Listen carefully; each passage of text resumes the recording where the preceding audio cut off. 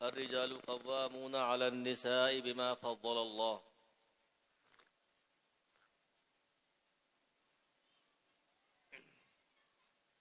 وقال الله تعالى في القرآن المجيد ولا تبرجن تبرج الجاهلية الأولى وأقمنا الصلاة إلى آخره. وقال الله تعالى وعاشروهن بالمعروف. صدق اللہ العظیم. قابل احترام پردہ نشین میری ماں اور بہنوں اور بیٹیوں، اللہ تبارک تعالیٰ کا احسان، اس کا کرم ہوا کہ ان سب نے ہم کو ایمان کی دولت سے مالا مال فرمایا. میری ماں اور بہنوں اور بیٹیوں، اللہ تبارک تعالیٰ نے مسلمان بنا کر کے ایک احسان یہ کیا کہ رسول پاک صلی اللہ تعالی علیہ وسلم کی امت میں پیدا فرمایا.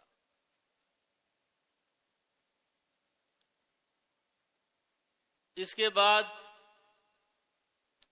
اللہ تبارک تعالیٰ نے مسلمان کے لیے اور خاص طور سے اس امت کے افراد کے لیے، خواہ وہ مرد ہو یا عورت، ہر ایک کے لیے طرح طرح کے احکام وضاحت کے ساتھ تفصیل کے ساتھ بیان فرمائے. مثال کے طور پر مردوں کے مسائل الگ ہیں، عورتوں کے مسائل الگ ہیں. کچھ مسائل ایسے ہیں کہ جن میں یہ دونوں کے دونوں مشترک ہیں، دونوں کے دونوں ایک جیسے ہیں. ہمارے لیے ضروری ہے کہ ہم وہ تمام مسائل جن کی ہمیں ضرورت پڑتی ہے ان کو جانیں، ان کو معلوم کریں. اسی لیے رسول پاک صلی اللہ تعالی علیہ وسلم نے ارشاد فرمایا طلب العلم فریضۃ علی کل مسلم و مسلمہ او کما قال علیہ الصلاۃ والسلام، کہ علم دین کا حاصل کرنا. علم دین کیا ہے؟ علم دین ہے وہ علم، وہ احکام، وہ مسائل جو رسول اللہ صلی اللہ علیہ وسلم ہمارے پاس لے کر کے آئے. ہمیں حضور نے وہ احکام بتائے، وہ مسائل بتائے، یہ ہے مسائل، یہ ہے احکام. تو ان کے بارے میں ارشاد فرمایا کہ اتنے علم کا سیکھنا جس سے حلال کی حرام کی تمیز ہو سکے، ہر مسلمان خواہ مرد ہو یا عورت ہو سیکھنا ضروری ہے، فرض ہے. اگر ہم نے اتنا علم نہیں سیکھا کہ ہمیں حلال کی تمیز ہو، حرام کی تمیز ہو، اور ہم نے اس میں غلطی کر دی، تو واللہ اللہ کے یہاں ہماری پکڑ سے ہم بچ نہیں سکتے، ہمیں کوئی بچا نہیں سکتا.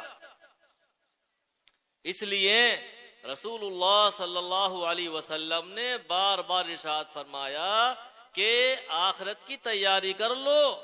وہ مسائل، وہ احکام جتنے سیکھنے کی تمہیں ضرورت ہے اتنا علم سیکھو. اور یہ علم کہاں ملے گا؟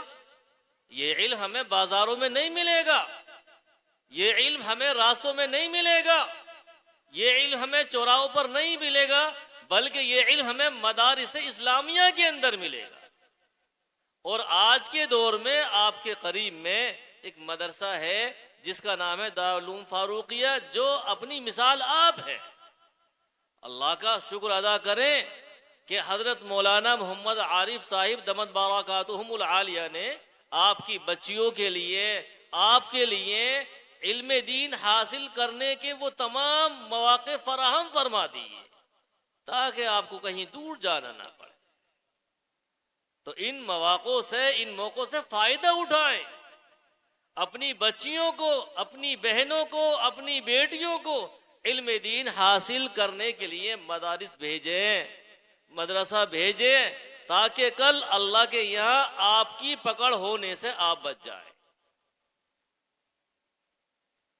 ورنہ تو اگر ہم نے آپ نے اپنی بچیوں کو، اپنی بہنوں کو، اپنی بیٹیوں کو علم دین نہیں سکھایا اور انہوں نے کہیں غلطی کر دی تو جتنے بڑے مجرم اور جتنی بڑی سزاوار یہ ہماری بیٹیاں ہوں گی اتنے ہی سزاوار ہم بھی ہوں گے. اس لیے علم دین خود بھی حاصل کریں اور اپنی بچیوں کو، اپنی بیٹیوں کو علم دین حاصل کرنے کے لیے مدرسہ بھیجیں.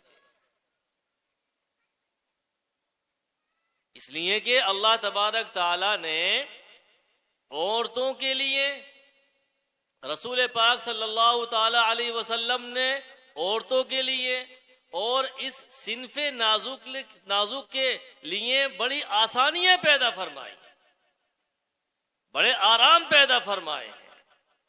دیکھو جب سے اسلام آیا ہے، اسلام کے آنے کے بعد جو عزت، جو تعظیم اور جو عظمت اس عورت کو ملی، وہ تعظیم، وہ عظمت اسلام کے آنے سے پہلے عورتوں کو نہیں ملا کرتی تھی. مثال کے طور پر زمانے جاہلیت کے اندر آپ دیکھیں، زمانے جاہلیت اس زمانے کو کہا جاتا ہے جو رسول اللہ صلی اللہ علیہ وسلم کے زمانے سے پہلے کا دور ہے. اس میں کیا ہوتا تھا؟ اس زمانے میں یہ ہوتا تھا کہ عورتوں کو عزت کی نگاہ سے نہیں دیکھا جاتا تھا، عورتوں کو گری پڑی چیز سمجھا جاتا تھا، ان کو ان کے حقوق نہیں دیے جاتے تھے، عورتوں کو عظمت کی نگاہ سے نہیں دیکھا جاتا تھا. بلکہ حد تو یہاں تک تھی اگر کوئی مر جاتا تو مال کے ساتھ میں جو اس مال مرنے والے کا بڑا بیٹا ہوتا تھا وہ بڑا بیٹا اپنی سوتیلی ماں سے نکاح بھی کر لیا کرتا تھا. یہ حالات تھے زمانے جاہلیت میں. اور اس کے ساتھ بہت سارے ایسے احکام کہ جن احکام کی رعایت عورتوں کے لیے ضروری ہے. مثال کے طور پہ اگر عورتوں کے لیے کچھ ایام آ جائیں تو ان ایام میں عورتوں کو گھر سے باہر نکال دیا جاتا تھا، لیکن اسلام نے ایسا نہیں کیا.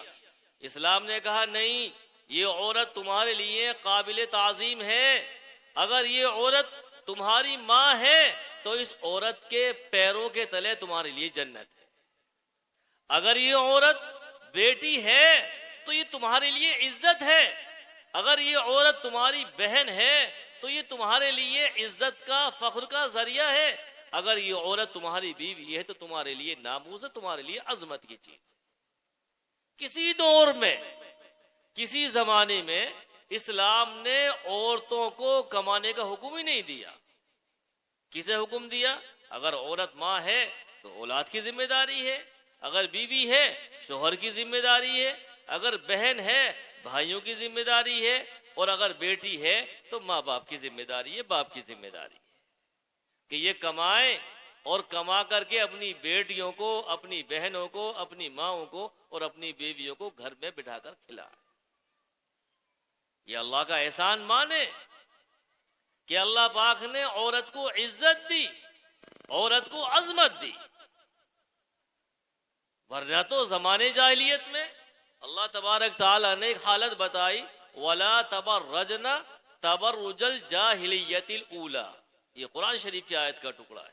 کیا فرمایا؟ اللہ تعالیٰ نے ارشاد فرمایا کہ عورتوں تم زمانے جاہلیت کی عورتوں کی طرح بناؤ سنگار کر کے باہر نہ نکلا کرو. دیکھو کتنے صاف انداز میں ارشاد فرمایا. کیا مطلب یہ ہے کہ بناؤ سنگار تمہارے لیے جائز ہے لیکن تمہارے شوہروں کے لیے. ہمارا کیا حال ہے؟ ہماری ماؤں کا، ہماری بیٹیوں کا، بہنوں کا یہ حال ہے کہ بناؤ سنگار کر کے باہر نکل جایا کرتی. بیاہ شادیوں میں یہ حال ہوتا ہے کہ اصل شکل پہچاننا مشکل ہو جاتا ہے. یہ حال ہوتا ہے. اللہ کے رسول علیہ الصلوۃ والسلام نے عورتوں کو پردے میں رہنے کا حکم دیا، عورتوں کو زینت کی چیز بتایا، عورت کو چھپانے کی چیز بتایا اور یہ کہا یہ عورت باہر جانے کے لیے نہیں ہے، یہ عورت گھر میں بیٹھنے کے لیے ہے، یہ عورت اگر بیٹی ہے تو اپنے باپ کی عظمت کے لیے ہے، اگر یہ عورت کسی کی بہن ہے تو اپنے بھائیوں کی عزت کا ذریعہ ہے، اگر یہ عورت اگر کسی کی ماں ہے تو اس کے پیر کے لیے، اس کے پیروں کے نیچے اس کی اولاد کے لیے جنت ہے۔ یہ چیزیں ہمیں کہاں ملیں گی؟ یہ چیزیں ہمیں سننے کے لیے، یاد کرنے کے لیے مدارس میں ملیں گی، مدرسوں میں ملیں گی، اسکولوں میں نہیں ملیں گی۔ آپ یقین کریں، آپ غور کریں، جو اسلام مخالف طاقتیں ہیں، جو مسلمانوں کے دشمن ہیں، اسلام کے دشمن ہیں، انہوں نے ہماری بیٹیوں کو، ہماری بہنوں کو، ہماری ماؤں کو رجھانے کے لیے، انہیں بگاڑنے کے لیے، انہیں ایک طرف سے دوسری طرف لے جانے کے لیے اور انہیں آوارہ کرنے کے لیے طرح طرح کی اسکیمیں نکال رکھی۔ دیکھو آج ہماری ماں اور بیٹیوں میں جتنی آزادی ہے اس سے پہلے کبھی نہیں تھی۔ کیوں نہیں تھی؟ اس لیے کہ اس وقت اتنے ذرائع نہیں تھے۔ آج کے دور میں جو اسلام کے مخالف ہیں، جو مسلمانوں کے مخالف ہیں، انہوں نے اپنی مجلس، اپنی میٹنگ بلائی اور یہ کہا کہ بتاؤ کسی طریقے سے ایسا کوئی طریقہ نکالو، ایسا کوئی طریقہ بتاؤ کہ جس کے ذریعے سے ہم مسلمانوں کے گھروں میں گھس جائیں، ان کی بیٹیوں کو گمراہ کریں، ان کی بہنوں کو گمراہ کریں، ان کی ماؤں کو گمراہ کریں۔ تو کیا اسکیم نکالی؟ سمو۔ جو سمو ہے جس میں ہماری بہنیں، ہماری بیٹیاں بہت بڑھ چڑھ کر حصہ لیتی ہیں۔ آپ کو نہیں پتا اس سمو کا اندراج اور اس کا خروج اور اس کو نکالا ہی اس لیے گیا ہے تاکہ مسلمانوں کی بیویوں کو، ان کی بیٹیوں کو، ان کی بہنوں کو بے پردہ کیا جائے، ان کو سمو کے ذریعے سے اپنے یہاں بلایا جائے یا ان کے گھروں میں بیٹھا جائے۔ اور آپ اگر آج کی حالات آپ اگر دیکھیں اور آپ سنیں تو جتنی مرتد ہماری بیٹیاں اس دور میں ہوئی ہیں، کبھی کسی دور میں اتنی مرتد نہیں ہوئی ہیں۔ اس دور میں ہماری بیٹیاں جتنی گمراہ ہوئی ہیں، اسلام کو چھوڑ کر، اپنے ماں باپ کو چھوڑ کر، جتنی ہماری بیٹیوں نے غیروں سے شادیاں کی ہیں، ہندوؤں کے لڑکوں سے، غیر مسلموں کے لڑکوں سے شادیاں کی ہیں، اتنی شادیاں اور اتنا ارتداد کبھی نہیں پھیلا۔ اس کی ایک وجہ اور ایک ذریعہ ہمارے آج کے زمانے میں سمو ہے۔ حالانکہ بیاج ہے، یہ سود ہے، یہ ربا ہے، جس کو اللہ کے رسول علیہ الصلوۃ والسلام نے اور اللہ تبارک تعالیٰ نے قرآن کریم کے اندر کھلم کھلا حرام قرار دیا۔ کیا کہا؟ احل اللہ البیع وحرم الربا۔ اللہ پاک نے لین دین کو، معاملے کو، خرید و فروخت کو تمہارے لیے حلال کیا ہے اور ربا کو، سود کو، بیاج کو تمہارے لیے حرام قرار دیا۔ ہم اپنے گھروں میں بیٹھ کر کے ہم خود بھی سمو لے رہی ہیں اور ہم خود اور دوسری عورتوں کو سمو کے لیے دعوت دے رہے ہیں۔ یہ حرام ہے۔ یاد رکھیں، سمو لینے والی جتنی عورتیں جتنی بڑی گنہگار ہیں، دلوانے والی بھی اتنے ہی بڑی گنہگار ہیں۔ جن کے گھروں میں بیٹھ کر سمو کی میٹنگ کی جاتی ہے یا اس لین دین کو عام کیا جاتا ہے، اور جتنی ہماری مائیں، بہنیں، ہماری بیٹیاں اس میں شرکت کر رہی ہیں، وہ تمام کی تمام گنہگار۔ اور جس گھر کے اندر یہ لین دین ہو، اس گھر کے اندر اللہ کی لعنت، اللہ کے رسول کی لعنت، فرشتوں کی لعنت، اللہ کے ولیوں کی لعنت اور اللہ کے تمام نیک بندوں کی لعنت برستی ہے۔ آپ دیکھیں جن گھروں کے اندر سمو کا معاملہ ہوتا ہے، ہم نے بہت سی عورتیں ایسی دیکھی ہیں، آج ان کے گھروں میں اتنی بے برکتی اور ان کے گھروں میں اتنی لاپرواہی اور اتنا ان کے گھر کا نظام خراب ہو رہا ہے کہ آج وہ عورتیں روٹیوں کو ترس رہی، جنہوں نے سمو کے اندر حصہ لیا یا اپنے گھروں میں سمو جیسی بلا کو جگہ دی۔ اس کا تو اندراج اور اس کا تو دخول اور اس کا وجود ہی ہماری ماں، ہماری بیٹیوں، ہماری بہنوں کو بگاڑنے کے لیے ہوا ہے، اسی لیے ہوا ہے۔ کیوں؟ وجہ کیا ہے؟ وجہ یہ ہے کہ انہیں حرام کھلاؤ، مسلمانوں کو حرام پلاؤ، ان کی ماں کو، ان کی بہنوں کو، ان کی بیٹیوں کو حرام کھلاؤ، حرام پلاؤ. جب ان کو حرام کھلاؤ گے، حرام پلاؤ گے تو یہ حرام بولیں گی، حلال نہیں بولیں گی. ان کے دلوں سے روحانیت ختم ہو جائے گی. ان کے دل میں جو اللہ کا نور ہے، جو ایمان کا نور ہے، جو قرآن کا نور ہے، جب یہ سمو جیسی بلا کے اندر شرکت کریں گی، سمو جیسی بلا میں حصہ لیں گی، سمو جیسی مصیبت میں گرفتار ہوں گی، تو ان کے دلوں کے اندر سے، ان کے قلوب سے اللہ کا نور، ایمان کا نور خود بخود ختم ہو جائے گا.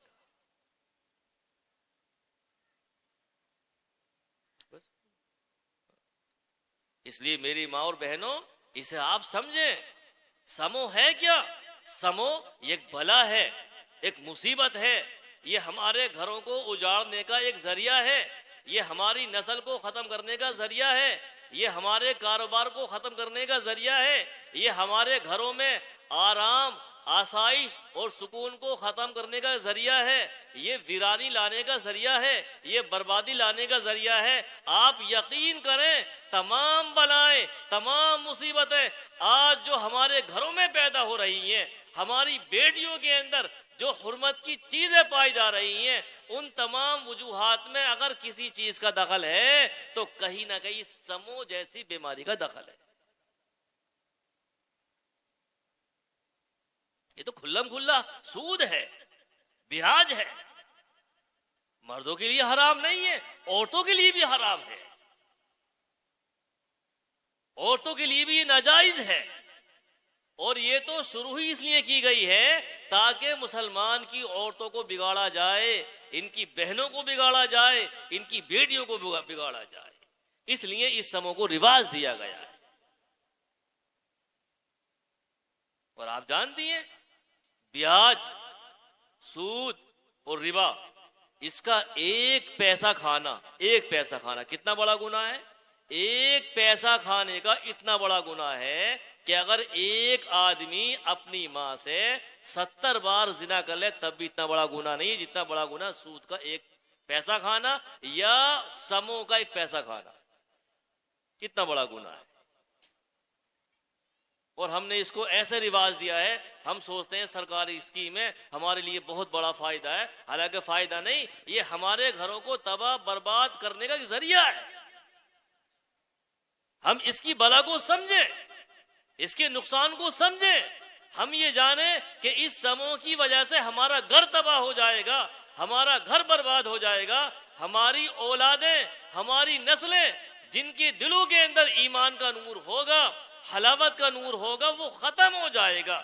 اور جب ان کے دلوں سے ایمان کا نور ختم ہو جائے گا تو پھر یہ اپنے ماں باپ کے نافرمان بھی ہوں گے، یہ ایک دوسرے کی مخالفت بھی کریں گے، نہ یہ نماز کے قریب جائیں گے اور نہ مدرسے کے قریب جائیں گے، اور یہ کھلم کھلا اپنے ماں باپ کو گالیاں بکیں گے اور گالیاں بکیں گے.